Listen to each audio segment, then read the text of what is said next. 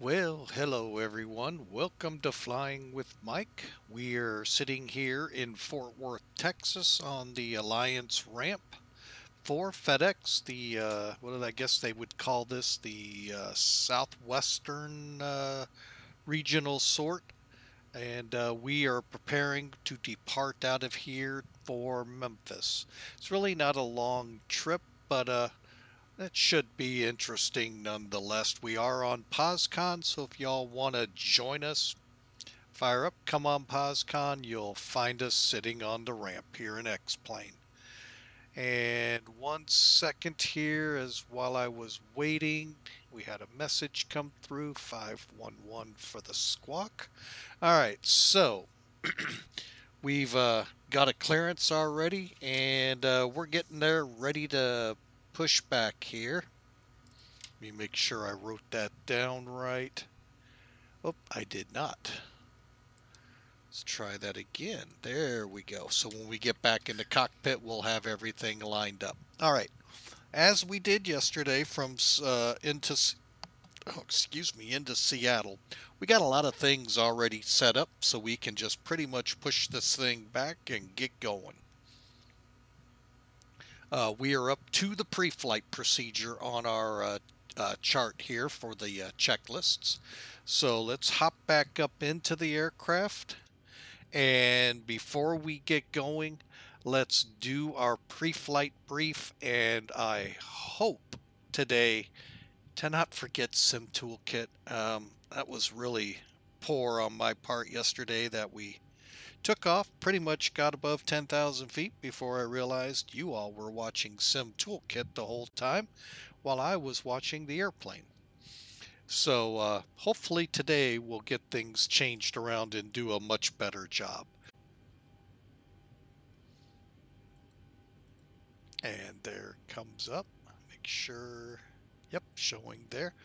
Alrighty, so as you can see again, the flight plan's up here in the upper left-hand corner. Runway 16 right. We'll fly the Cuso 7 departure fork. Transitioned to ELD, and I know the name of the town, but it's just skipping my mind. And then on to the Holbrook 3 arrival into Memphis. Folks, this isn't a long trip. 36 left is my scheduled runway. It's an air distance of 373, so we can pop this out pretty quick. Now, they call us up to 37,000. I'm going to 35. So fuel that's already been loaded, we're blocked out with 17,591 pounds. And we've got a reserve in there of 8.4. And beyond that, folks, there isn't a lot more to tell about. Of course, it's going to show packs, which was 148 to add up, plus the cargo underneath the 35,000 pounds of payload. With the 17,500, call it 600 loaded, we're going to have a takeoff gross weight of, hang on a second, 147,925 pounds. All right, so looking at the charts real quick, giving you an idea, we're going to kind of drop a little south and move right up to Memphis. Again, it's a very short run. Significant weather-wise, we really don't have anything other than the jet stream crossing our flight path about as we start down. And then finally, flight level 340, we're pretty much, what is that? About a southeasterly wind pushing on us. So we'll be doing that most of the trip. So be kind of a headwind. We'll see how things play out for us. But pretty much, folks, that is our pre-flight here. So let me pull Sim Toolkit away.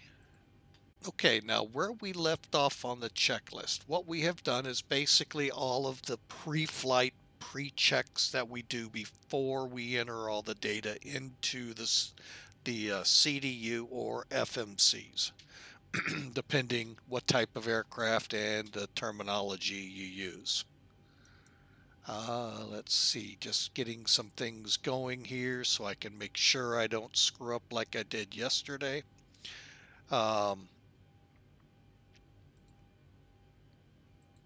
Okay, so everything looks good for now. Alrighty, so so that means we've got the battery switch obviously on. The APU is actually even on already.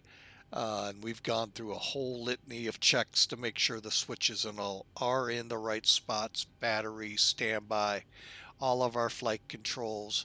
The yaw damper will turn on with the engines. We'll do a crossfeed check here real quick. Okay, and back off, and the light should this time extinguish, and it did. Fuel pump, this time we're using the one as delineated here, the left aft fuel pump, and well, I see my computer is still being a pain in the rump. Okay, it'll catch up. All right, so moving on. Now let's see. Why is it not? Oh boy. There it goes. Sorry for that, folks. It was for some reason just being a total pain in the rump. Oh, this laptop. Okay, it'll catch up. All right, so we are now at the point where we can come down here and start setting up our MCP, which is our basically our autopilot system. Flight directors need to come on. Auto throttle can stay off. Indicated airspeed needs to be set. They call V2 plus 15. I'm going to go V2 plus 10. Just a little easier on my mind, folks. That's all. No special reason. So 153 plus 10's 163. Okay, and I think it's 166 here. Yeah. We'll set that real quick.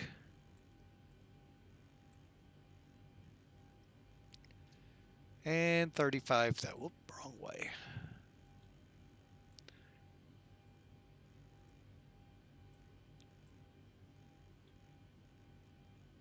Okay, so we've got our altitude set. Fuel flow switch has been hit to reset. And where are we at? I'm lost here. Oh, minimums on the radio and barrels. Sorry. Let's see here. Set the radio first. And I went way too high.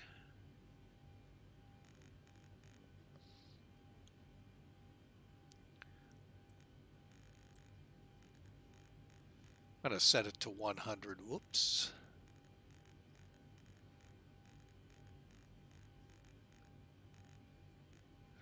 And then the barrel will set up. Oh, looks like about 1100. Actually, we'll go with 1000. Okay, show 1,000 there, 1,000 there. Oh, sorry for the cough there. I didn't want to cough in your ear. 2986. Let me check that out real quick.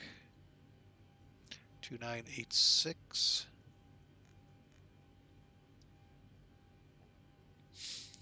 Alrighty. And everything cross-checks over fine. Set our ranges real quick. Okay. Now, landing gear lever down. Speed brake lever, that's right here. It too is in the down position.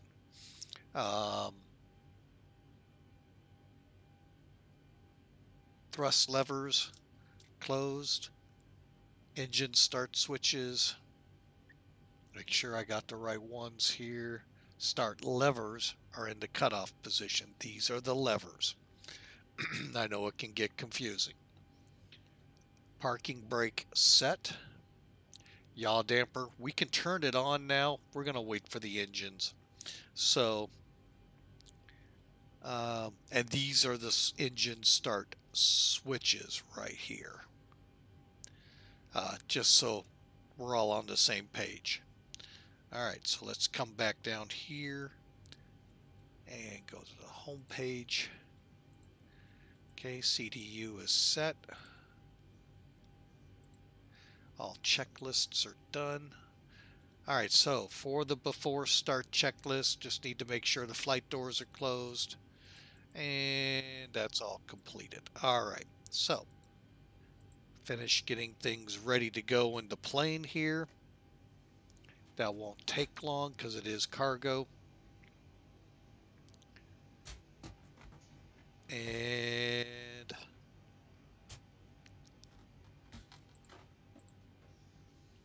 alrighty, so what I want to do,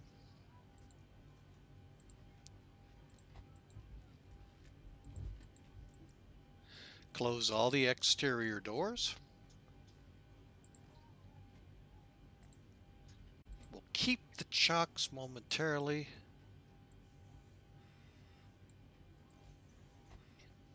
Oxygen check, and let's get the pushback going here. So we want system B electric on, fuel pumps with fuel on. I know what that means. Make sure the ones with fuel are on. And we do have a little in the center. We'll hold that once we get started. Any collisions on? Okay. Steady on the position lights. And we'll keep the auto throttle unarmed for now. All right, so let's call the pushback guy.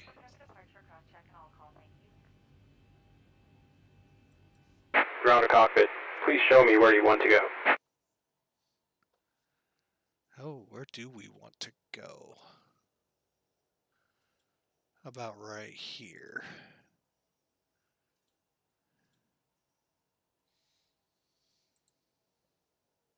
Ground to cockpit. Tow is trotting up. Okay, so for the engine start, all we got to do, well, let me make sure we don't have any more checklists. Transponder. Okay. Let me just get that all taken care of here.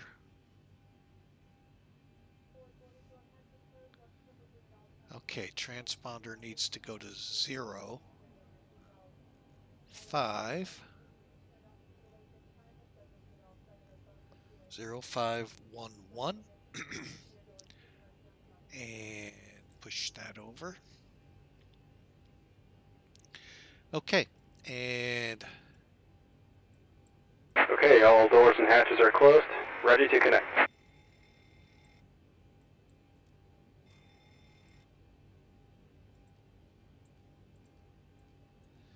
all right, so we got our fire alarms checked real quick.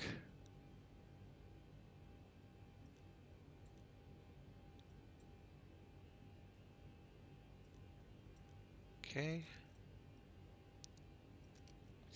All right, so we are ready to push back. APU bleed is on. Left and right packs are off.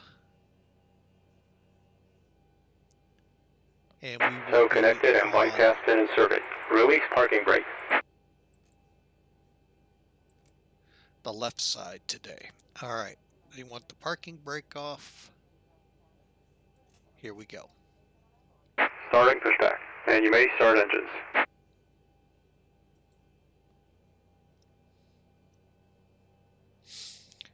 Okay, so to start engines, like I said, we've got the packs off, got the fuel pumps on, and the engine bleed is on. So all we do is turn this to ground, come back down, watch for N1 over 7 or N2 over 17.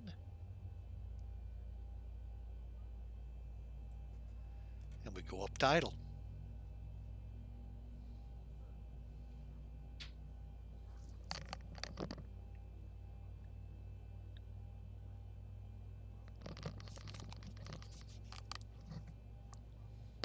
And it looks like we have a light off.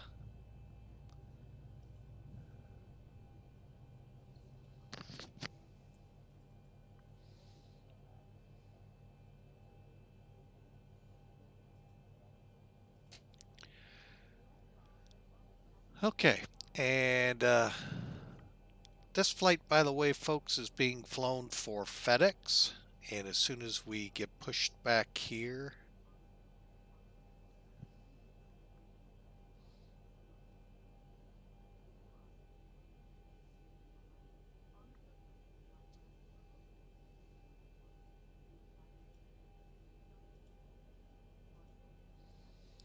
we'll fire up the Acres program.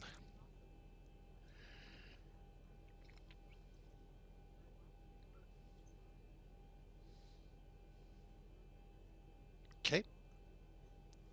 Operation complete. Set parking brake. Okay, we got the parking brake set. Disconnecting tow. Stand by. Let me fire up that program real quick.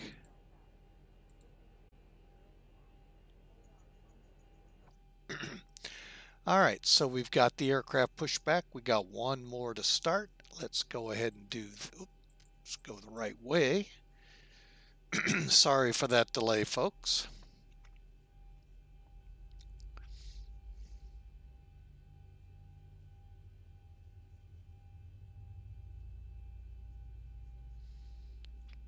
And there's 18, so let me get this up to idle.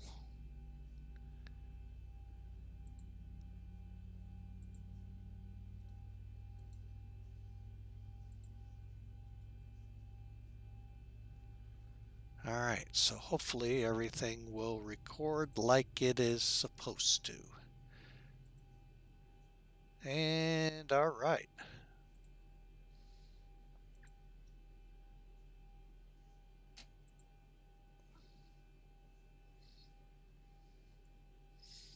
And we're stabilized. All right. So we'll continue with the engine start procedures. We'll get engines generators 1 and 2 on the bus. Lost myself here. System A hydraulics on the bus, on the hydraulics line. AC to Gen 1. And probe heats on. Yaw damper now can be turned on. Anti-ice, we will run with just engines. Left and right packs to auto. Isolation valve to auto. Bleed off. APU off. Okay. That takes care of the engine start and after start checks. We're just going to clear these all out real quick.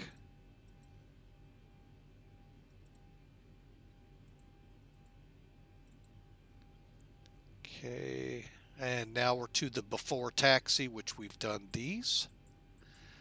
Wing ice, we're not going to run with packs or set to auto. Isolations auto off. Okay, we do need to get the engine start switches to continuous. Did I miss that up there? No, I did not. Oh, there it is. It's before takeoff. Okay. And start levers to idle. Ground equipment's clear. Flaps we need to set. Flight controls checked. And we'll be ready for the takeoff checklist. Okay, so real quick. Set this to systems. And we'll go ahead and bring them up for now. All right, left, right.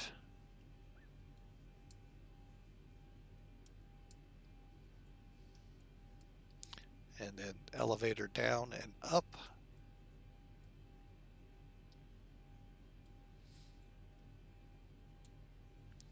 And the rudder pedals.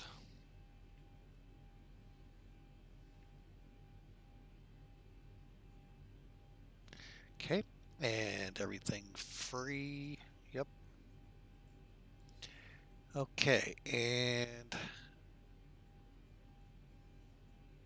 flaps 1 and reject takeoff.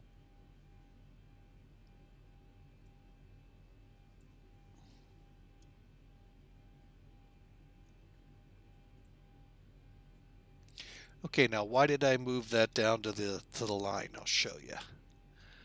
Okay, so we know we're configured. Flaps are green lighted. Stab trim, that is going to be set at 6.5.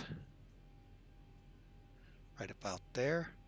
And takeoff brief and cabin. We're going to do the takeoff brief like we try to do each flight at the runway.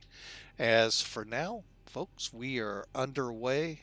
As soon as I get down to the parking brake, there we go. Parking brake off. And taxi lights are on. And we'll meet up with y'all at the end of the runway to do the departure brief and then get on our way.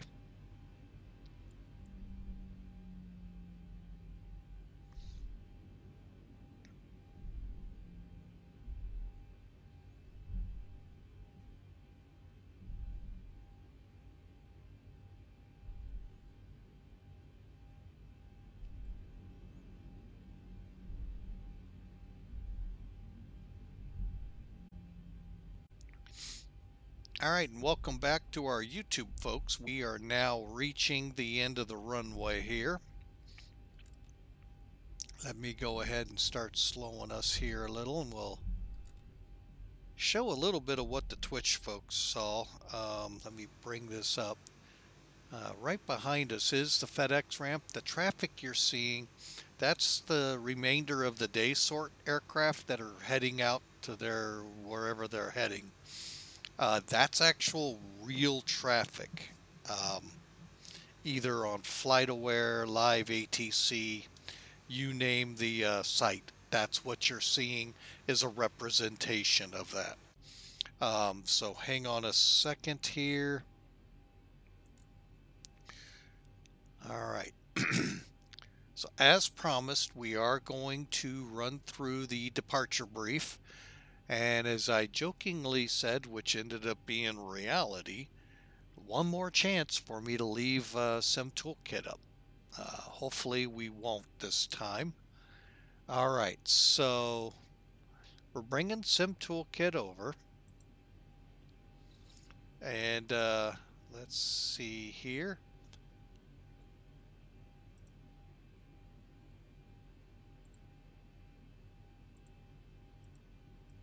Give me a second here. KAFW to KMEM. We're not going to worry about the alternate. And FORCK ELD. Oh, I did something wrong. Where did I get the T?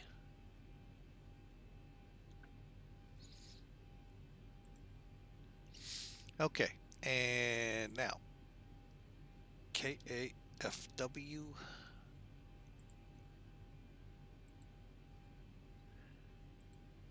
Okay, and we're flying off on the Kuso 7. So we'll leave this up for now. Whoa. Wow. Didn't realize it kind of caught me off guard how this chart reads. Okay, so here's where we are. Believe it or not, Fort Worth Alliance Airport. Here's Dallas, Fort Worth.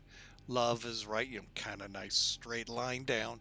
We're going to be flying pretty much the SALVE Salve, and then direct Kuso, and then we'll follow the routing out to Fork. No altitude restrictions showing through. Hang on a second.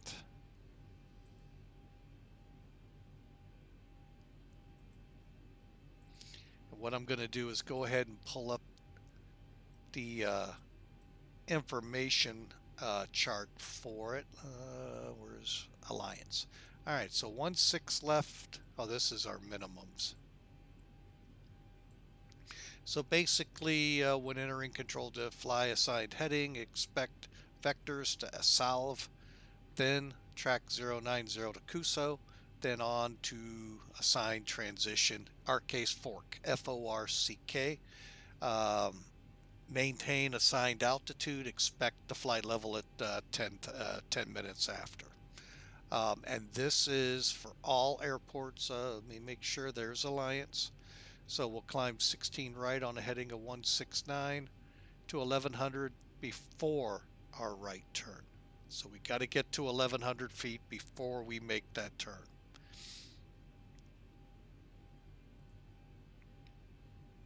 And then as stated below, where we go direct solve. Let me just do this. I like doing this just for my own sakes. There, and we're coming in Holbrook 236. Where's 36 left? There it is. We'll go with it. What the heck? Who knows? And there we go. All right, so gives you an idea what we have ahead of us. All right, so we've got the only thing we need to go over is the V speeds. I don't need some toolkit up here for that, so while I'm thinking about it, we're going back to the sim. All right, so we didn't forget this time. V speeds are very simple. We're going to 148 for V1, which we used what came up with the system as 147. Rotate will be 149. 153 for V2. Trim is set at 6.5, and we climb out at 163 on the climb out speed. So that, folks, is your departure brief. Pretty simple. I'm going to come up here, and because of what it told me, whoop, there we go. I'm going to go ahead and set in 169. All right, folks, we are ready to go. One thing I do want to get off some toolkit here real quick, and that is not going to show up. That is really mean. Oh, we'll go across the top. Okay, we don't have a common traffic frequency. Okay, cool. All right, so we're not going to worry about that for POSCON. We are just going to just get that set up and zoom it down a little. All right, there we go. And we're going to go ahead and take the runway, folks. Final checklist run here. Taxi flaps are set for takeoff at flaps 1. Taxi lights are set. Runway lights are set before takeoff checks. Engine start switches to continuous. Auto brakes to reject takeoff. Turn off lights are on. Position lights are on. Steady, about ready to go to strobes. And ATC. Adjust vertical speed. Adjust. Climb. Climb now. Climb. Climb now. Climb. Okay. Crossing. Climb. Climb. Crossing. Climb. Just realized how low my volume was. Okay. Running a quick test of our TCAS. Heading bugs are set for runway heading. RNAV, LNAV will be set. Lower cam, they want it blank, and I don't get that. All right, so VNAV, LNAV. Oh. Maintain vertical speed. Maintain vertical speed. Crossing. Maintain. Monitor vertical speed. TCAS test. Pass. Okay. All right, we'll get the LNAV on takeoff. Landing lights, position lights. All right, so we are set to roll here. Parking brake off.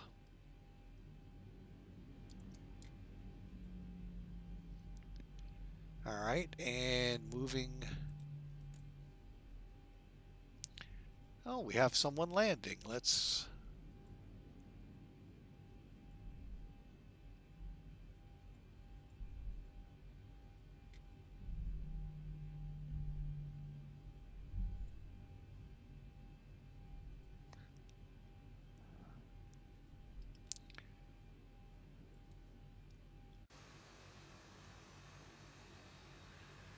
Don't know if that's the right type of plane or not, but ooh, don't know what that big blue line is across here.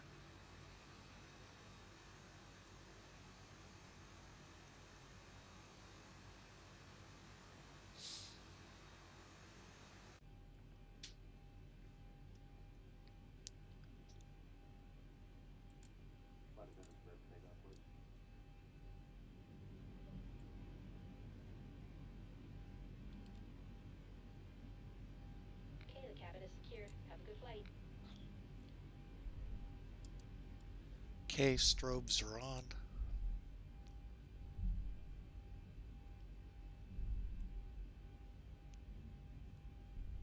Yeah, I don't really know what that white line's all about. Hopefully it won't affect us. We'll find out here.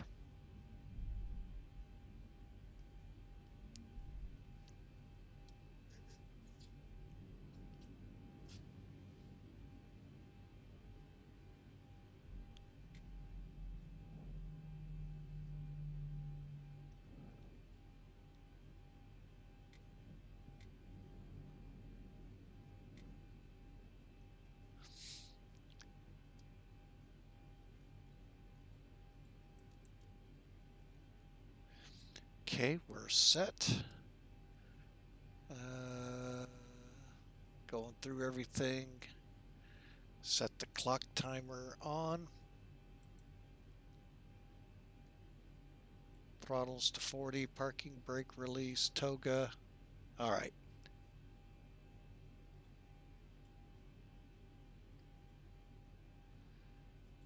We got everything set.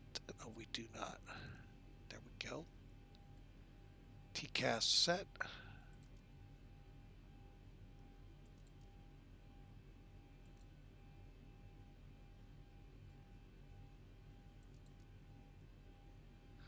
All right, folks, we are ready to go.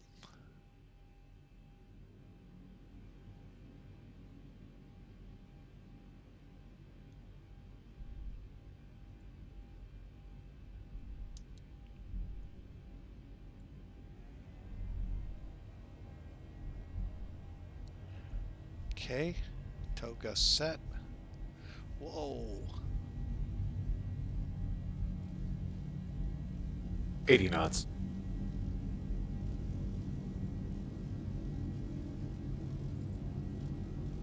I don't know what that leap was all about, but Maybe that white line, who knows?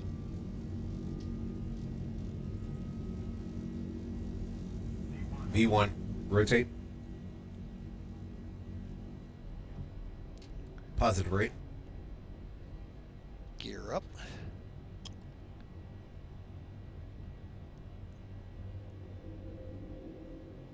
$400. Okay.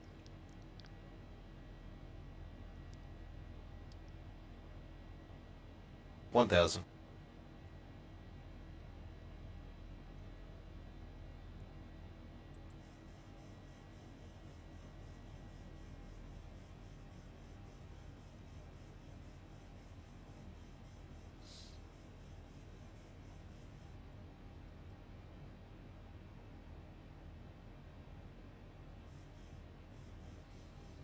Okay. We are airborne, folks. And we've got 1,100 feet, so I'm going to go ahead, command it to go direct.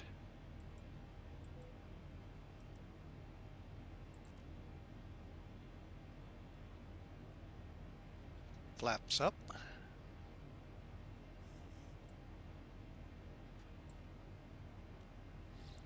Okay, we are airborne. Let's continue here. 400 feet. Retracted the landing gear. Flaps are up. Auto brake is off. And at 10,000, we'll get the switches. I'm sorry, transition. We'll get the engine start switches to auto.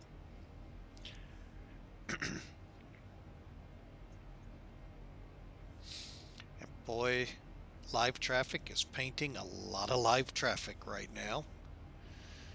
All right.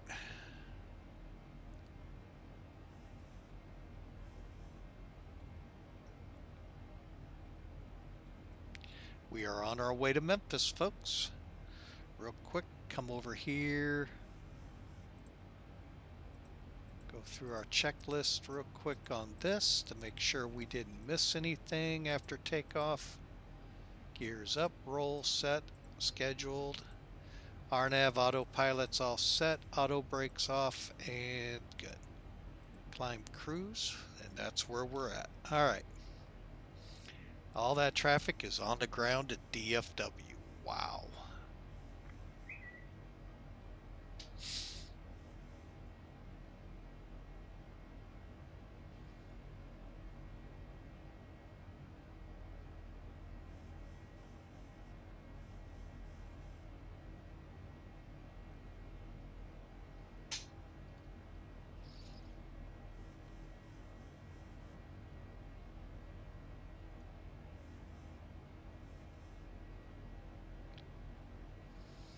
Okay, we're through 7,000.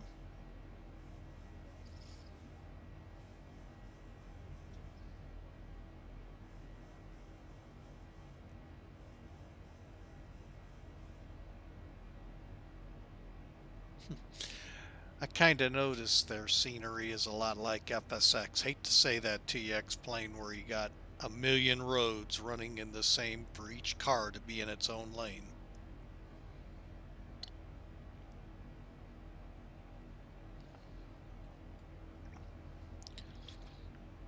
All right, we're coming up on 10,000. Flaps are up. Again, auto brake is in off, landing gear off, and we are on our way.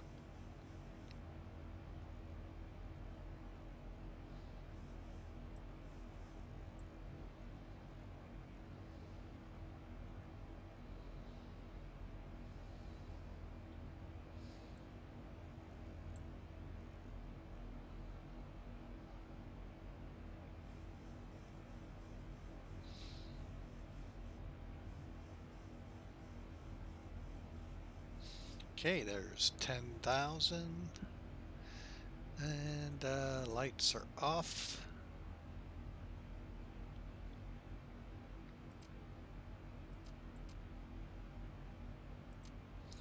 And the start switches are to auto.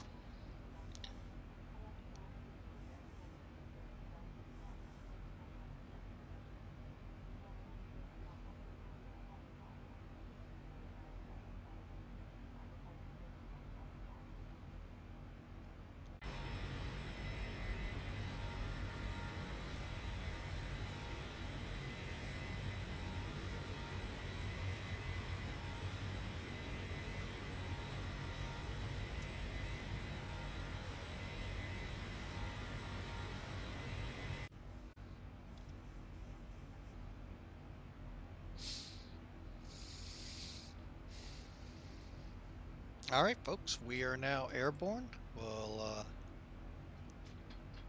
keep a good monitor here on our climb, and hopefully things will go nice and smooth so far. For the most part, they have. Not a lot to complain about, but we got a ways to go to 35,000. We're coming up on solve right now.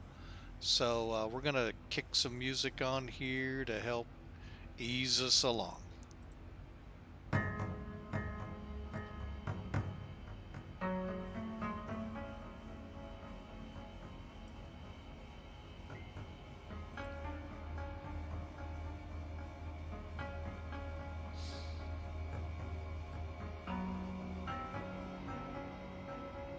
Currently, we're 8 minutes into the flight on the stream. We're coming up on 1 hour, so I'm getting a little faster. I'm liking that.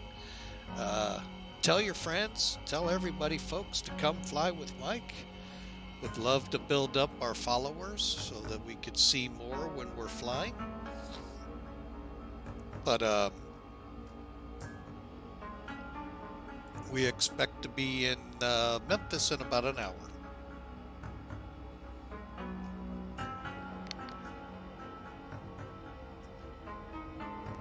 So sit back, relax, and enjoy the flight.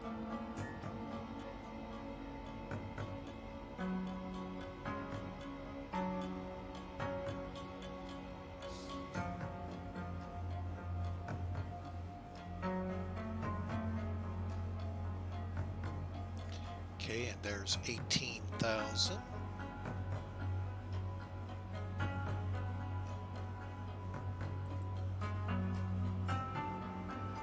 Okay, and that changed over there. All right, folks, enjoy the ride.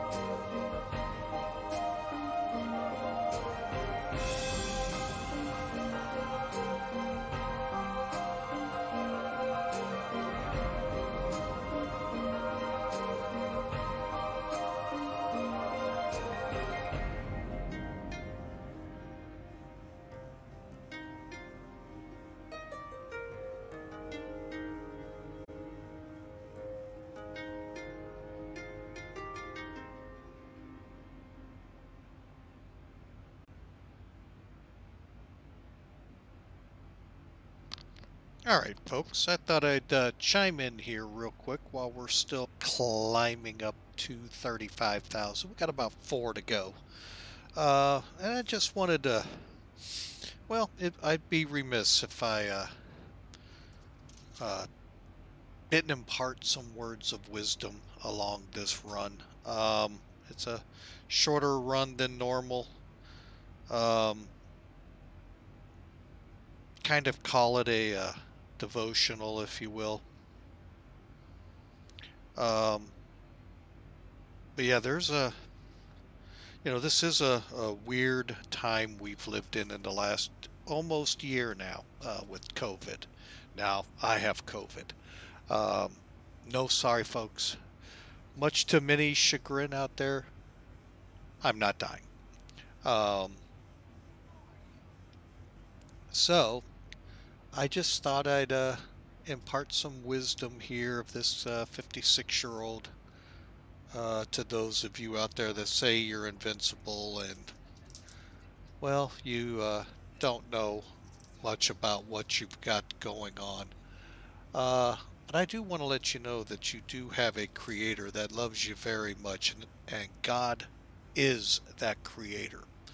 I know there's many religions out there, but there's none that have actually came out and said there's only one way, and that is through the Son, Jesus. Folks, take that to heart. If I'm wrong and you follow me, what have you lost? It's not telling you to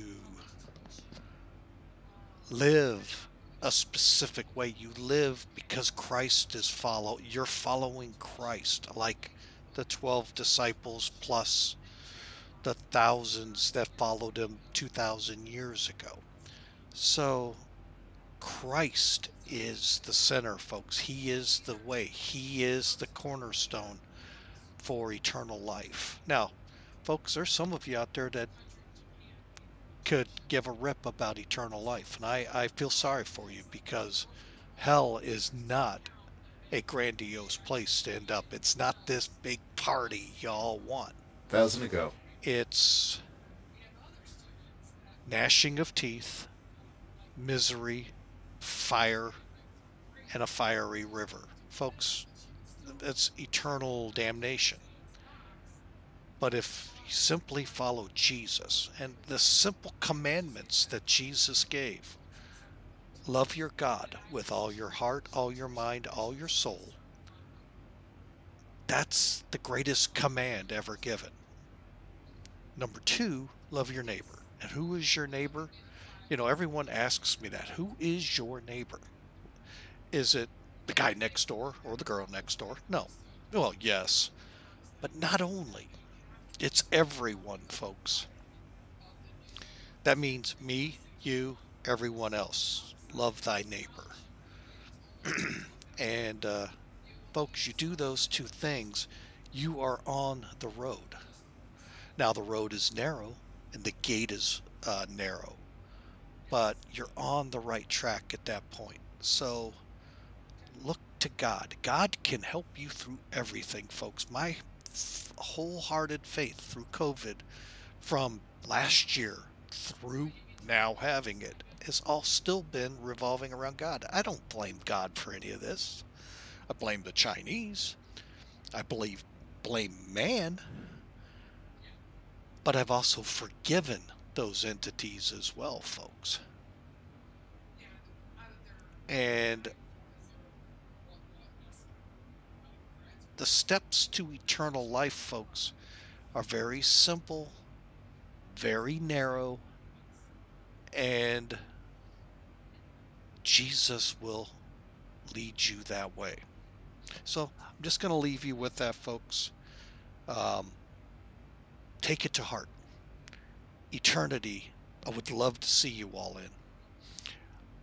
I want to be in heaven next to Jesus, next to Paul and Peter and all the great apostles, Abraham, even going back. And folks, those of you of Muslim descent ought to know Abraham, or Abram, depending how you're taught through the Quran. If not, there's a place to start. The Jewish folks missed Jesus. Well, let me rephrase that. Not a broad stroke of the Jewish. Some did see Jesus. Nicodemus did. Joseph of Arimathea.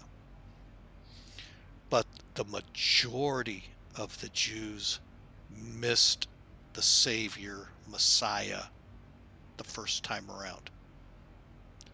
There's a question I've asked several times on the stream, and it really sometimes resonates. Are we that final generation? I don't think so. Yeah, well, we could be. I don't know. God never gave us a date when all of this ends and he restarts. He didn't do it through Jesus. He didn't do it in the anywhere that I have found in the Bible to date. Now, let me qualify that. We may not have been enlightened yet to find it in the Bible. Not the Hagis out there that think they have, or the Mormons, or the different sects that have been out there saying, well, the end of the world is this date. Well, God never said it, end of the world is at such and such date. God, through the Old Testament writers, pointed us to Jesus. The New Testament shows us Jesus. Let me anyone like to read prophecy? I love reading prophecy, folks. I don't care if it's Revelations or we go back into the Old Testament or even through Matthew, Mark, Luke, and John. There is so much prophecy there fulfilled that I love to read it. But if you go back to, say, Daniel gave us a interesting prophecy that actually spelled out when the Messiah, did not say Jesus, it says the Messiah would make his final entry into Jerusalem. They've got that dated, folks.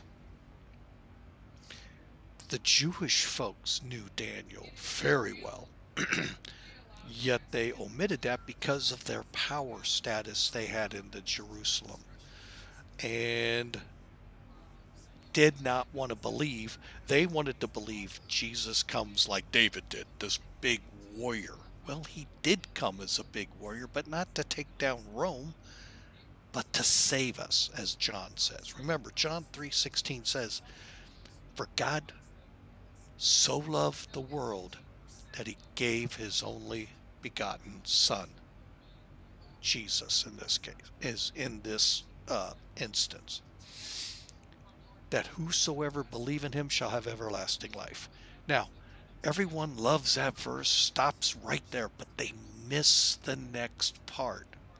God didn't send Jesus to judge this world. No, it's already judged, folks. It's already judged.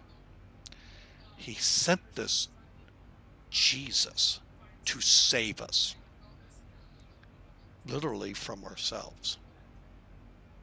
That we believe in Jesus, we take that salvation he gives us freely, we'll have everlasting life. So folks, as you continue this day after Groundhog's Day, I hope you keep that in mind. And I hope it made sense to you, because sometimes I have a hard time trying to relate my faith to folks, especially here on Twitch. Many different denominations, different faiths, different backgrounds. And just know that Jesus is the way. And Jesus loves you. So take care, God bless. And we'll continue on our flight here. But thank you for that time.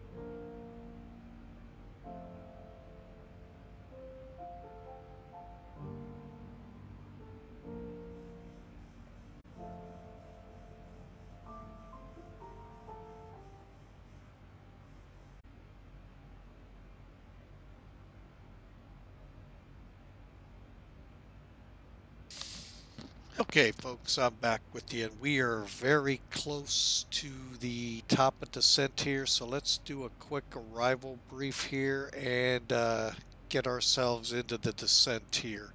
Um, we are going to be doing the Holbrook 3 arrival, so let's get that pulled up here and moved over. The Holbrook 3 arrival is first off across the top 127.75 for the ATIS and 341 feet on the airport elevation. Now we're shooting for 36 left. Now we're going to come off of El Dorado. That was the name of the town I was trying to remember. Come off that VOR. We're going to follow the track all the way up to where do we break away at? Tammy, and then we'll head over to Winston and in. All right. So procedurally over Holbrook, we track 050 to Rocob. Rocob then on track 54, expect vectors to the final approach course. My bad, it was Roco. And that'll be at 10,230 knots. We need to be below 16,000 by Otis and Holbrook, which will have already been below, so we'll be fine.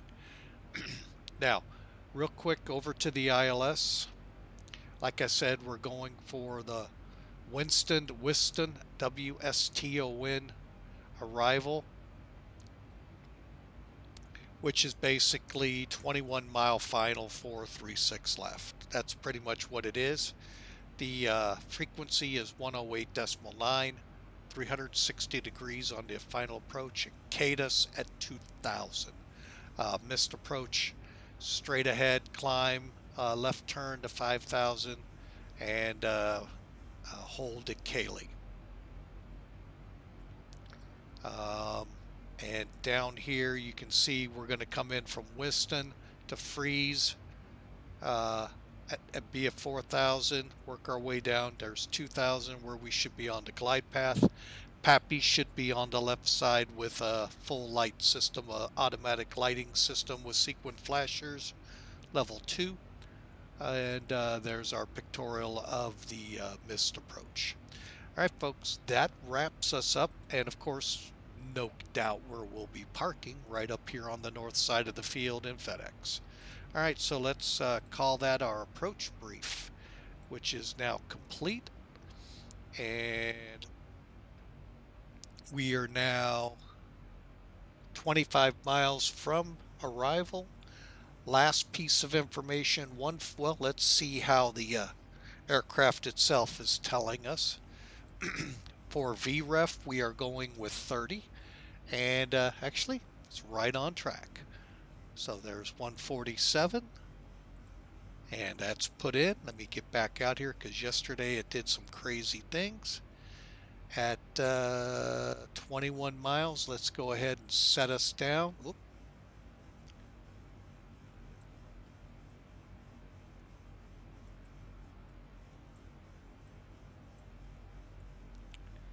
Set for 10, there we go. All right, and we are now 19. Let me just come back in, hit progress so we can see it better. 18. Descent. Now execute. 4. Okay. All right, so let's run through the descent checklist while she sets up the descent. All right. Let me go ahead and turn that center pump on real quick. That won't last long. Okay, so we've initiated the descent. Engine starts to continuous.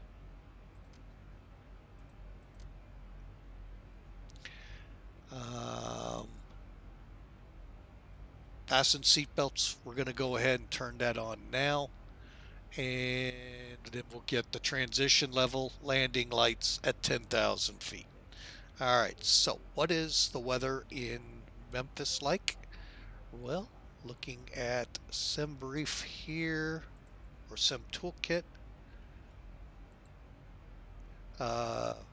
of course, we're going to switch the winds en route.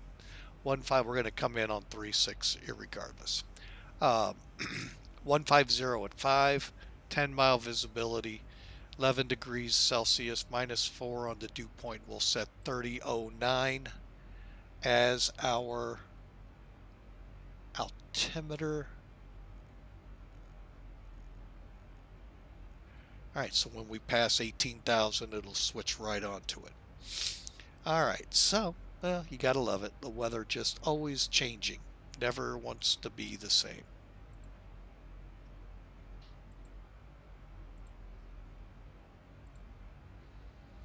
Okay, so we're back on Sim Toolkit here. I'm going to go ahead and bring in the overlay just so y'all get an idea of how far out what we're doing as we proceed in.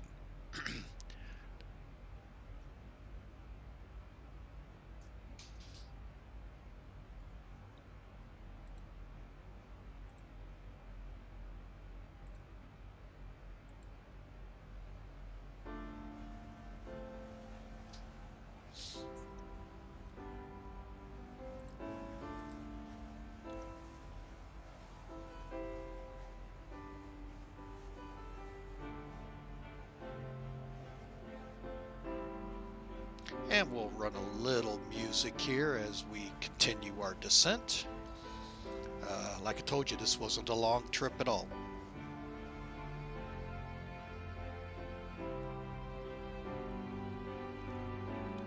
And we'll see you a little further along into the approach once we get down in between 18,000 and 10,000.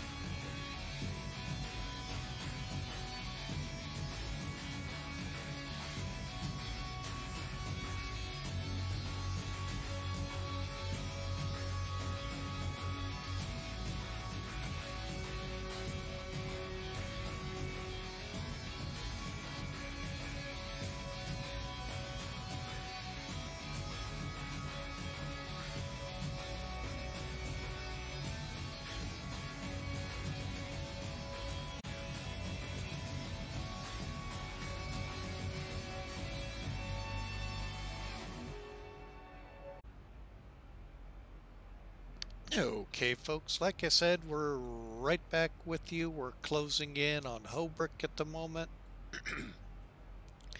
And we've got some checklist items to do here real quick. We've got the altimeter already set to 3009, which is Memphis. At a altitude approach is set. ILS course and frequency. We'll go ahead now and 1,000 to go. set that up. Okay. The V speed was put in 147 for flaps 30. Minimums and baro are set. And we'll start the flaps and arm the speed brake here shortly as we begin to slow for 10,000 feet. While we're at this level, let's go ahead. Lights on. I'm going to run the fuel tank a little further down. And lights are on at this time. All right, folks. So now for the ILS procedure, nav 1 and nav 2 are set. Pilot and first officer's course is set. When the localizer is established, we'll click via VOR localizer. When the glide slope's alive, we'll hit the glide approach button. And then we'll come in. We're VFR. We'll fly this in more than likely. So that's our game plan at the moment. Final checklist here. Auto brakes are set to 3. Approach.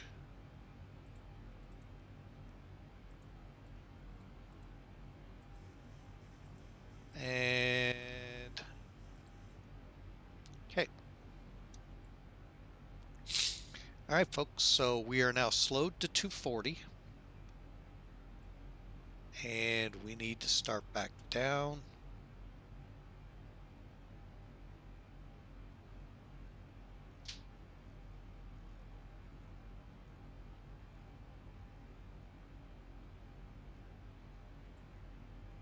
To 5,000.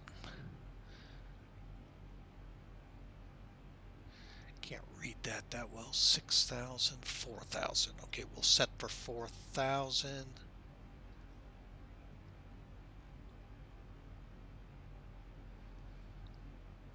All right, and here we go, folks.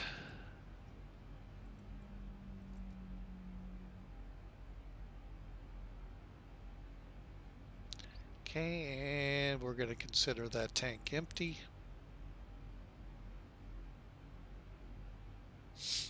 All right, and we'll be into Memphis here shortly. Welcome aboard.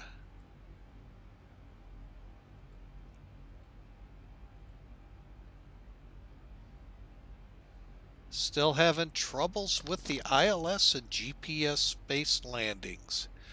All right, well, basically the big thing is set up your frequency. Well, I'm on autopilot, so it's going to grab it no matter what. But basically what you'll do, if you're on the ZIBO, one thing you can do is, of course, switch it, where am I at, to approach.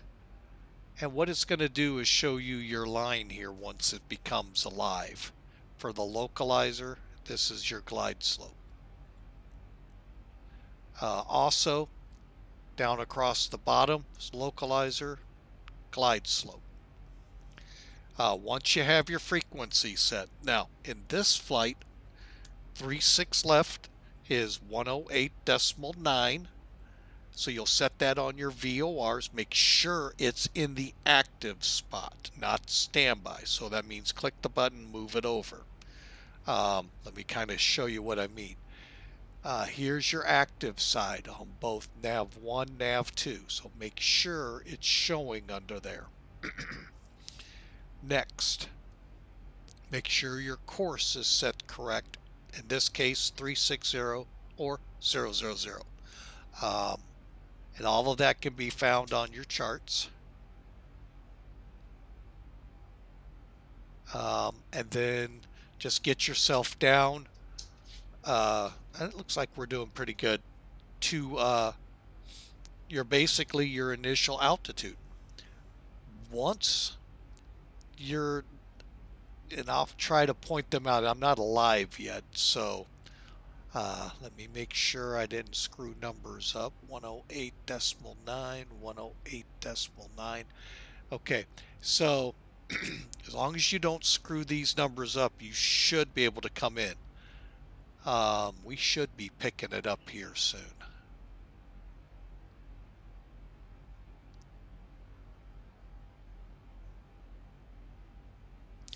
That is the best. What you could do, and what the military do here at Scott, take off from an airport. Just kind of fly it out a little bit and then in kind of a big circle and come back on the ILS. And just do that a few times. And it should show it to you. Now, the problem comes in is with the FMC. That can be the trick.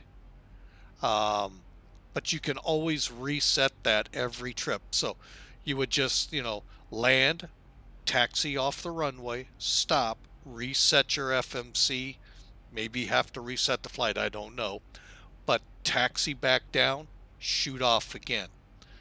They can do it on the fly, and I don't know how they do that. I would love to talk to one of their pilots. But they do constant touch and goes. Oh my gosh. I think I listened to over the holidays. There was a Learjet doing touch and goes on the Air Force side. Tower, they had already been doing like maybe a dozen to this point, just shooting approaches. And she just calmly asked, just out of curiosity, how many more do you have to go? And the guy goes, oh, we got about 18 more to do. And I'm like, oh my gosh. So they just go up there and just constantly trying to get them. Of course, with the Learjets, they're trying to be a little more gentle because they could be carrying patients or a DV or you and I, for all I know. So they try to, make things as nice for everyone. But that's something to think about, is just make a big circle, come back in, have your FMC all set up, and see if you're able to. Right now, I should have had the localizer alive by now. So that's starting to make me wonder. But I'm also prepared to fly this one in. I'm going to drop this down. And one more look. Winston is 21. Well, that could be why. We might be just on the fringe. One last look. 1089, 1089. Okay. All right, well, we're going to find out here the hard way. We're at 5,000 feet.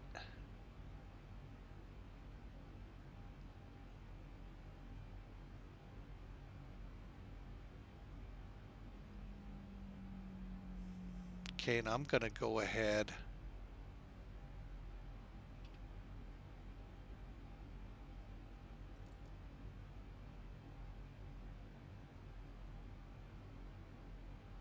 all right, this is not looking promising.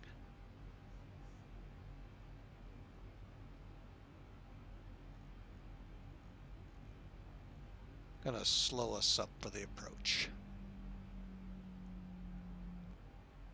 Kind of ease into this.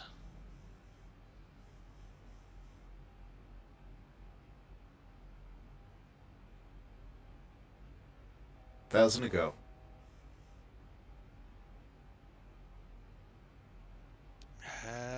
Please tell me I got 36 left. 1089.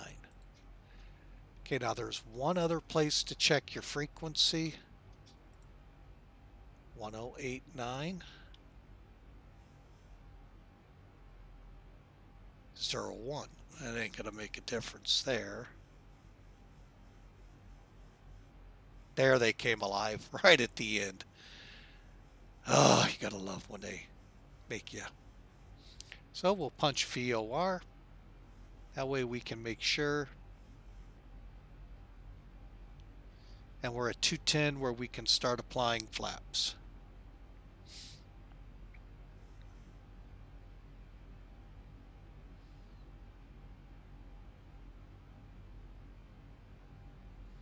And again, remember, we're about 22 miles out from the airport at this point. I think I just saw the runway. We'll see.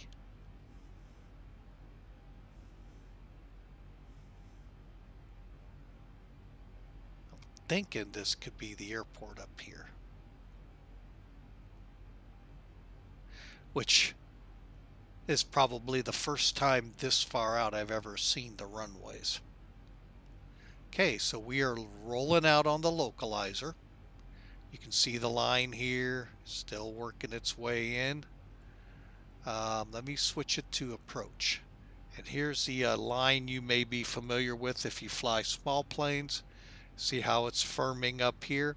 This is your glide slope here. And all I did is moved the oh gosh, forget what it's called. Anyway, I moved it to APP, and that's why we can see what we're doing. We can see that we're lined up here. Now, if we wanted to try another auto land, we go over here and punch Command B as well, and have both of these guys going. But we're not. We're going to be turning it off here soon. And I am right now 16 miles out. We're going to go ahead and get down to flaps 5.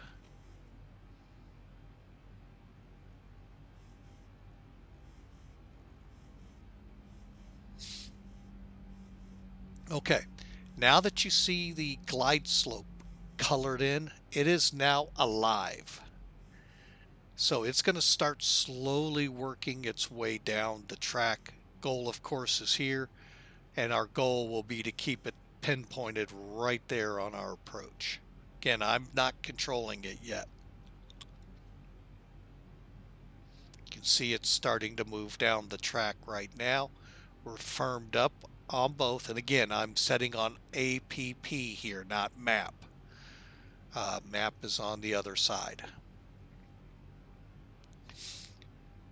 And this would still show any traffic that might show up in front of us. Okay, so we're going to go to flaps 10, and I'm going to set us to 160.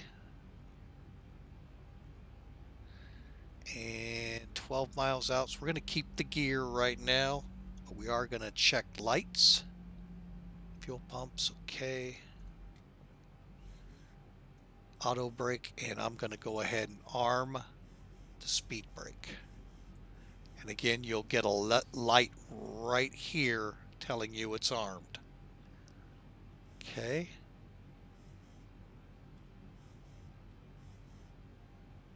And you know what I didn't do? Ha! I did that. I did that. Doggone it.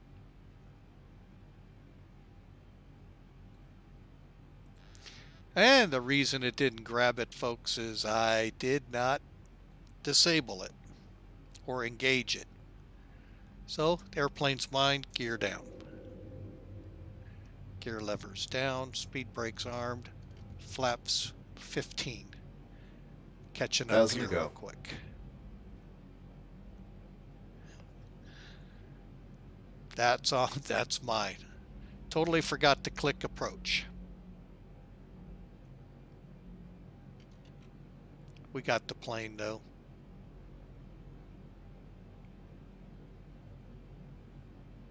Okay, and you can see the glide slope coming back up to us. 2500. Now the fun thing to watch, and you just saw it, GS just went, achieved. Now I gotta ease the panels up here a little. Where are we at? Flaps 30. 8 mile final. Memphis traffic, FedEx 811. 7 mile final, gear down, runway 36 left.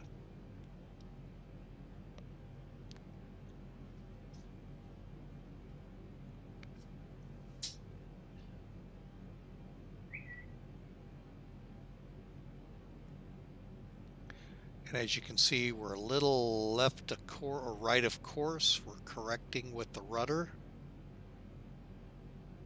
Little.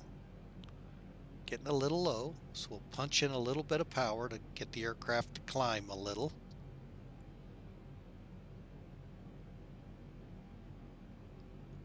Now this paddle is the center line. So if you were in 0, 0, you would follow that, and that'll give you an idea where the center line is, along with the localizer bead at the bottom. Okay, now we're a little high and a little fast. And again, remember, I got a tailwind. And that's bugging the crap out of me. And to help it come down to 1,000 back feet on, stabilized, Mr. Perch, altitude set.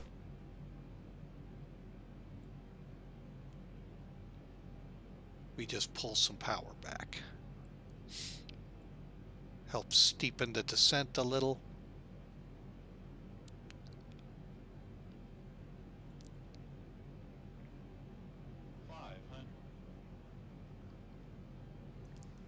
Just had to turn up my headphones for a second there. Still a little low, or a little high. Okay, we're right on the center line, established, cleared to land. Approaching minimums.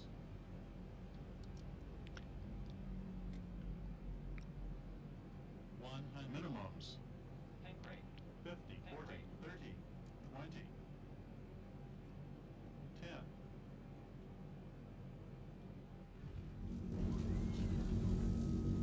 10. And reverse thrust. We'll bring it up to about 40.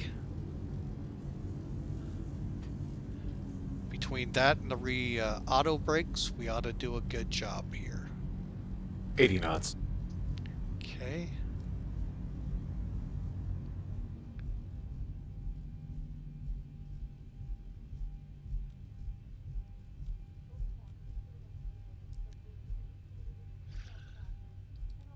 Okay, and there you go, folks. We have arrived in Memphis.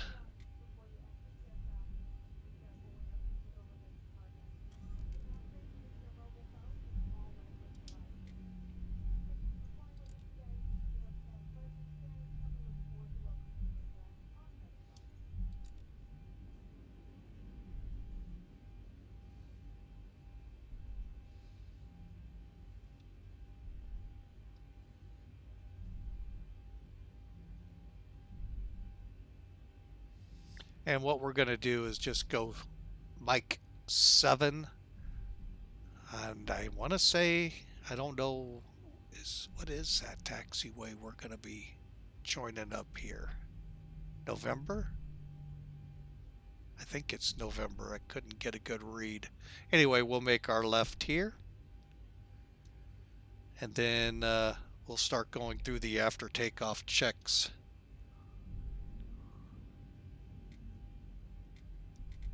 Okay.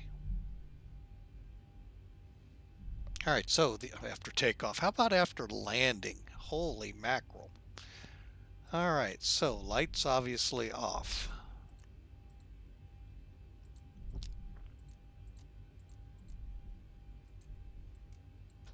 APU on. Flight directors can now go off. As with engine ice.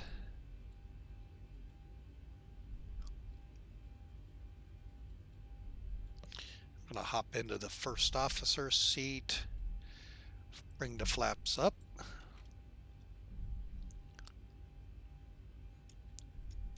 And Memphis traffic, FedEx 811, clear, runway 36 left on taxiway November to FedEx parking. Don't know if I have ATC or not, they didn't say. Alright, so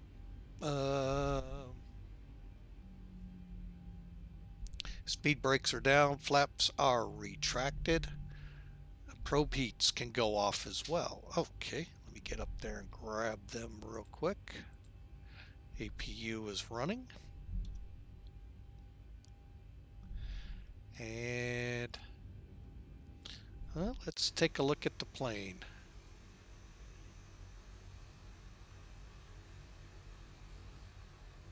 Yeah, I see one set of lights I didn't turn off yet. We'll get those here momentarily.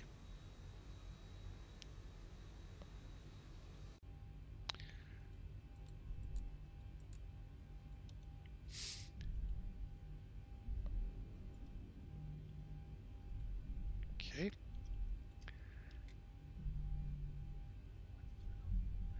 All right, folks, we are now getting ready to come into the FedEx area, crossing the 927.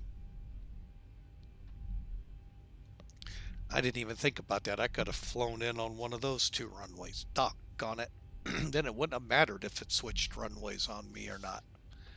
Oh well. All right, and while we're moving along here,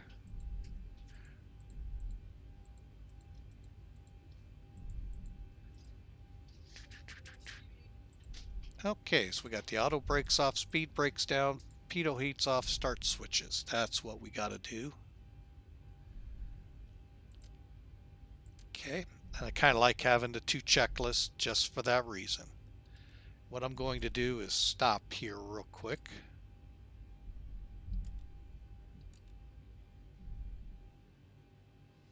Okay, and finish this checklist up while we wait on our parking spot. Weather radar can be turned off. Flaps are up. Transponder as needed. Okay. All right, so terrain, traffic.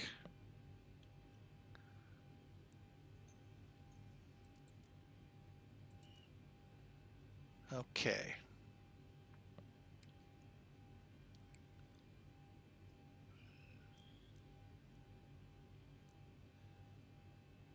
All right.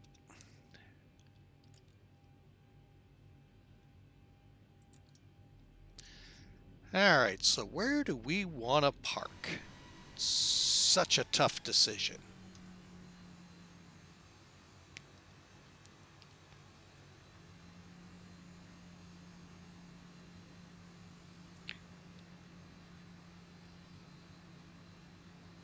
Oh, we're going to go ahead and taxi towards the main complex there.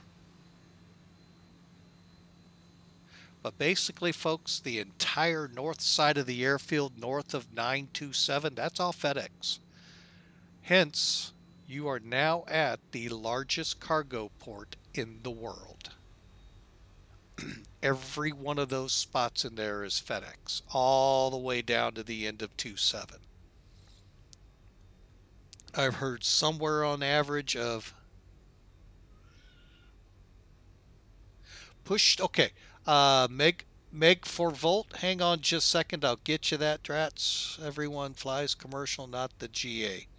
Well, not everybody, sir. You could lump me into that. It's Ed's Game Z64. I fly the Caravan and the King Air quite a bit. Matter of fact, I may be doing that here shortly, next couple of days. So keep an eye out for us. For you, the POSCON switch, if you're in X-Plane, you have to go up to settings. So you would click, you would click here, keyboard, and you'll see something that says POSCON. Right here's keys for mic voice transmit there. You just set a key to it. I've got Z. Hang on a second. Done. I knew you were going to ghost me, dang it. Hang on a second. Unghost. Thank you. But anyway, that's where you do it in X-Plane. Now, where that switch is, if you have to set it on the keyboards in FSX or prepared, I don't know. I haven't tried this out yet on FSX. But that'll help you out, I hope, there, Meg 4 volt. Oh, well, I was going to say, because not yesterday, but 2 days ago, I was on with GA. So, if you click follow, you'll find out where we're going next. When we come online, you'll get the email letting you know. And we've got 2 more flights in Alaska on the current tour with Millennium Aviation that we've been flying. The Caravan will probably be on the next one, and I may put the King Air on the final one. We'll see. But yeah.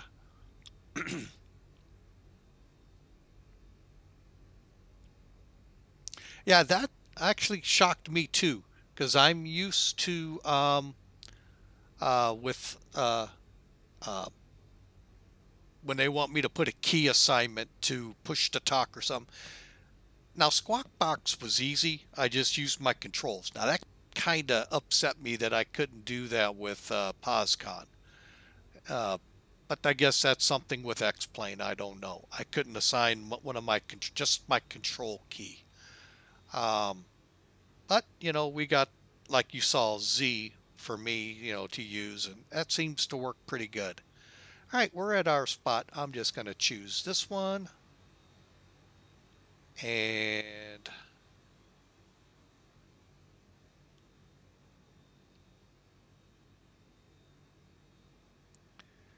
all right, yeah, nice with the flight sims to be able to do that. Now, granted, if you're flying a heavy, sometimes you can do that because of the camera and the tail, but not on usually a 737 frame.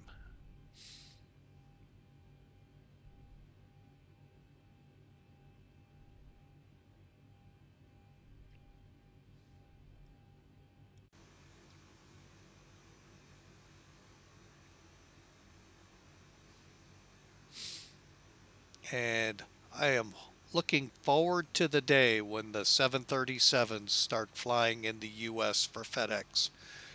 There's already a couple in Europe flying. Um, DHL slash Southern Air has a couple flying now in the US, but primarily FedEx has them in Europe. So looking forward to that day.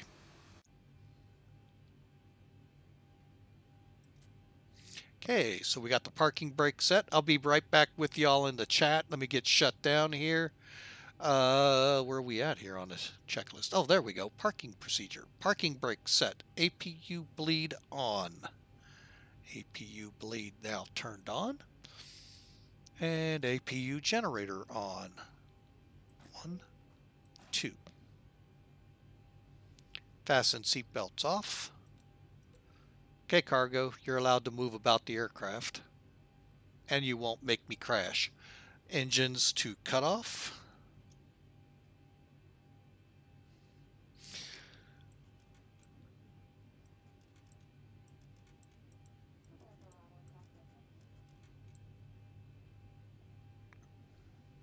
Okay. Let's see. Transponder to standby. I'll cut it out. This is what I don't like with X-Plane. Okay. External lights, make sure they're all off.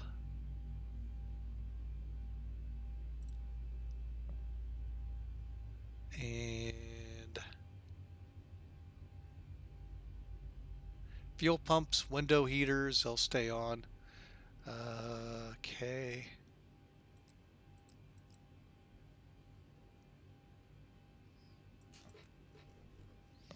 Okay, they've got external power hooked up, so we'll switch to that. And the electric hydraulic pumps are off. Left and right recirculators will stay on. Flight directors are off. Auto brake is off. APU we can go ahead now and shut down if we choose. And we're not. All right. Okay, so we got the parking brakes, cutoffs. Sorry, folks, we're just kind of rapid fire here. We've already done all of these.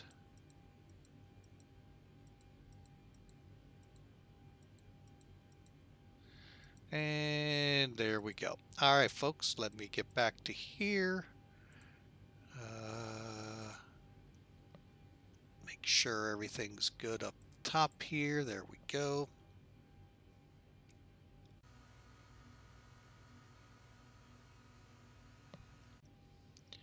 And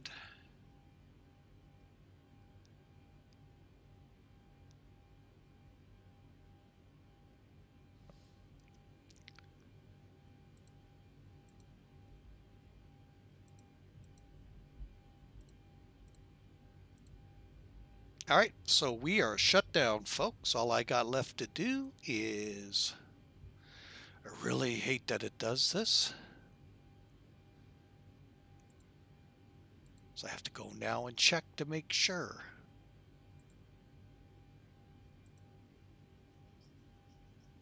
Okay, it logged. I hate when it does that, folks. Okay, so let's go back here to chat. Sorry about that.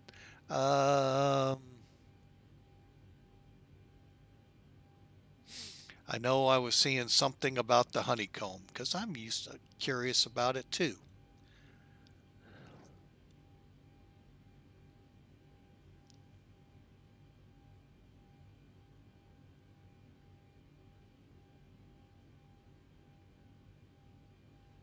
And trying to choose.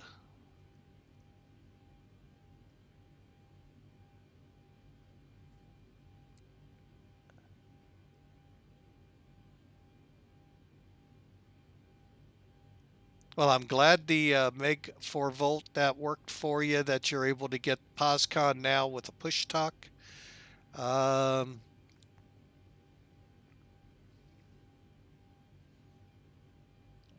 Well, you should be able to with any of the flight sims that you mentioned there, Ed's Game Z64. Um,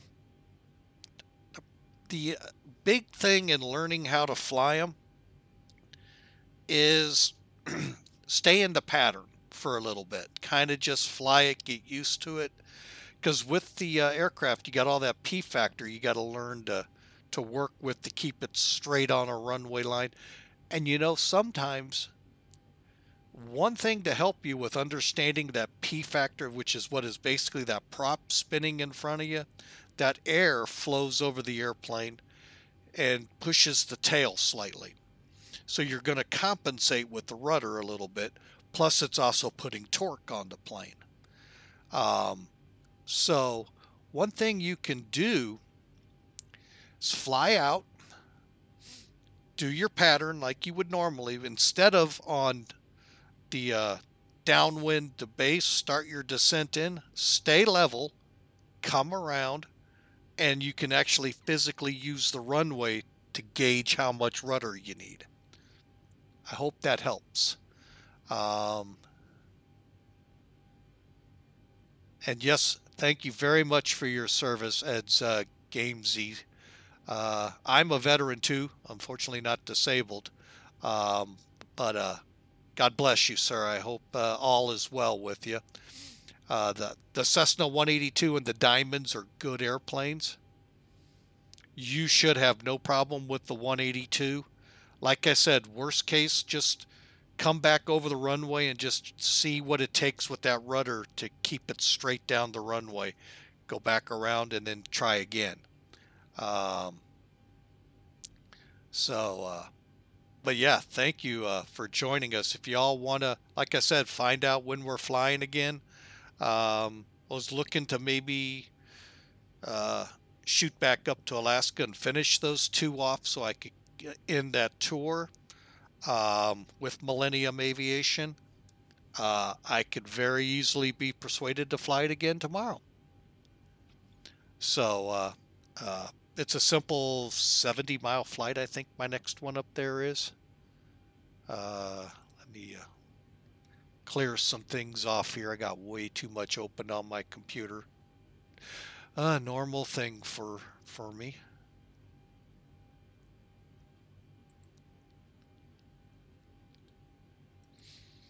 All right, whoops, desktop.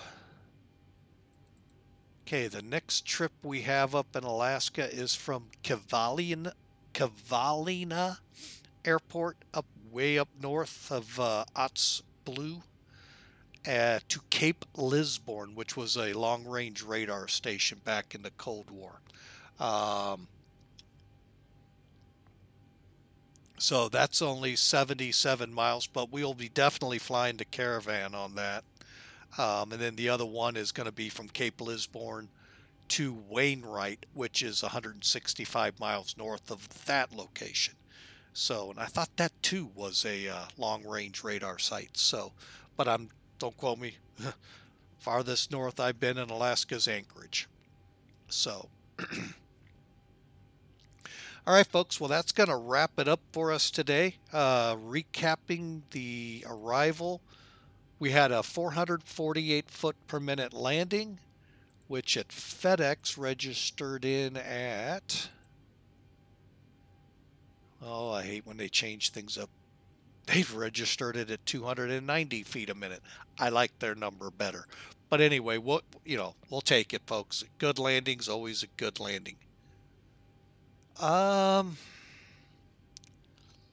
there are some issues with Microsoft 2020, but they are more primarily towards the airline side of the house.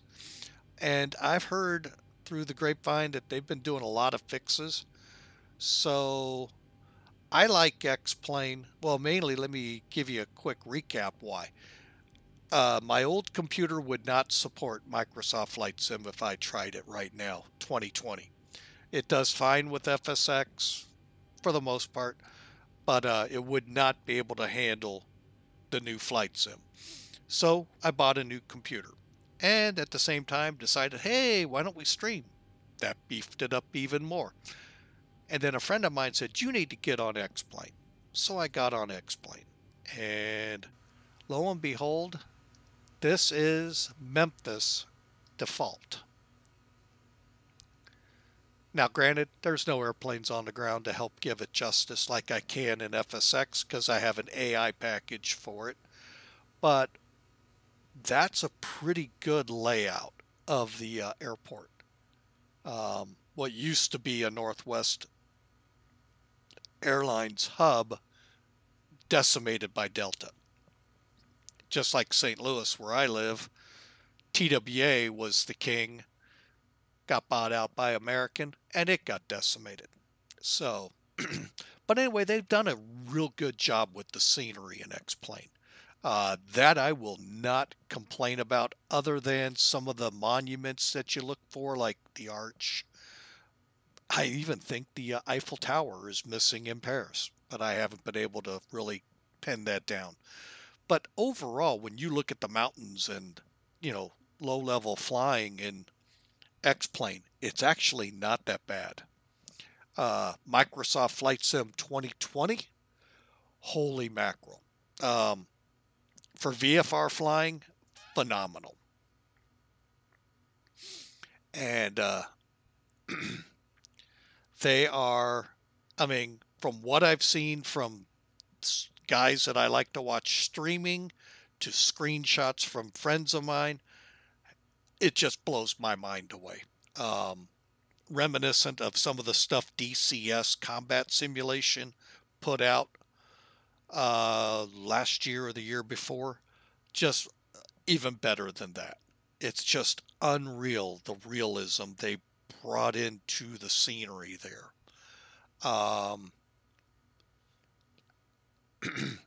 They're, and I'm looking forward here soon. I'm hoping by summer to be up and running on 2020. I'm hoping that's when PMDG finally gets that first 737 released, so I can really get a good taste of how the airliners are there. You're right, they are working on the airlines. They're going to have them up to speed. Once PMDG enters it, they're going to basically find ways to make it work. So at a cost, of course. God help us on that. But yeah, folks. Like I said, I hope to have the Flight Sim soon, the new one. Like I said, it could be as late as summer, but I hope to eventually switch over. But I'm going to be honest, switching to X-Plane, there are some quirks with it that I don't like. That's just because of 20 years of Flight Sim X and versions prior. But overall, this is a really much better system than it was back in 2008 when I last tried it. And I mean, there's things I wish I could see right now, knowing Memphis, being an old truck driver as well, that aren't here. I can't really complain. This is the free default scenery that comes straight out of the box. There's nothing added here, folks. So, hard to complain. But with the new video cards out there, I can only imagine where Microsoft Flight Sim 2020 is headed. I hope they keep, well, I say that just for my own sake, but I hope they keep it away from the game boxes, but I understand there's a lot of money for it. Actually, the only must-have add-on, and it's going to really break your budget, this 737 that I'm flying, the ZIBO, it's free.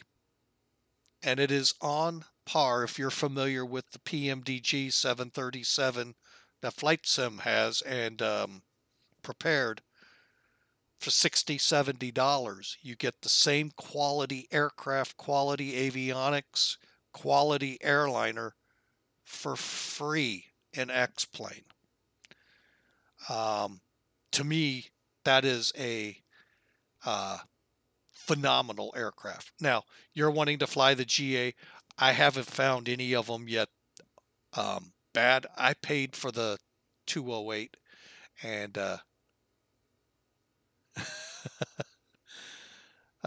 that's what we have the checklists for, so we can run through them and make sure. But yeah, that's one whale of a plane that they've put out here that they've modified to be free. The others, you'll find them as you come along, but I haven't run into anything with the scenery that I must have to change. It's just boils down to, like with St. Louis. If you're familiar with St. Louis and the Arch, it's not in the default scenery. However, overall the scenery is phenomenal. So, well, anyway, folks, the Coronado 182, I haven't flown that. I've flown the 207 and the 208. The trim is a little touchy to me, but really good airplanes to fly.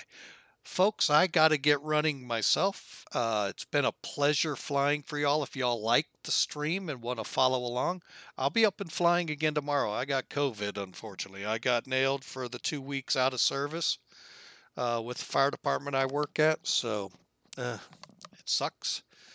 But thankfully and thank God I haven't had any symptoms beyond the fact that I'm annoyed that I have to stay home.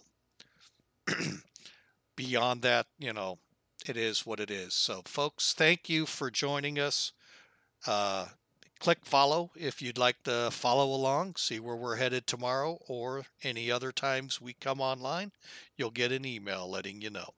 So, thanks for joining us today, and y'all have a great day and a great rest of your, what day are we today? Wednesday. I hate this when I lose track of time. So we will chat with you later.